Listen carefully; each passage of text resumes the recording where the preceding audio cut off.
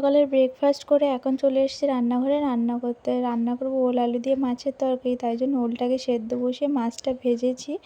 ভাজতে ভাজতে আমার সোনা উঠে গেছে, কান্না করছিল, তো গ্যাসটাকে অফ করে দিয়ে ওকে আবার চান দান করিয়ে খাইয়ে ঘুম পাড়িয়ে ওর ঠাম্মুর কাছে দিয়ে এখন আমি চলে এসেছি কাচাকুচি করতে। আর দেখেছো তোমরা, এক বালতি আগে থেকেই ভেজানো ছিল আর এখন আরও কতগুলো বার হয়েছে। তো সমস্ত কিছু কাচাকুচি করে মেলে রান্নাটা কমপ্লিট করে চলে এসেছি ঘরে।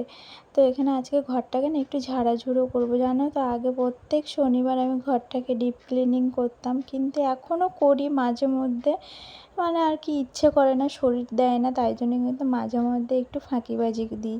তো ফাঁকিবাজি বলাটা ঠিক না, কারণ আমারই ঘর, ফাঁকিবাজি করলেও আমাকে করতে হবে, আর যাই হোক আমাকেই করতে হবে, কেউ এসে করে দিয়ে যাবে না। তো ভাবলাম আজকে যেহেতু শরীরটা খারাপ, তাই জন্য একটু হালকা একটু ঝাড়াঝুড়ো করি, ভালোভাবে আর ডিপ ক্লিনিং করলাম না।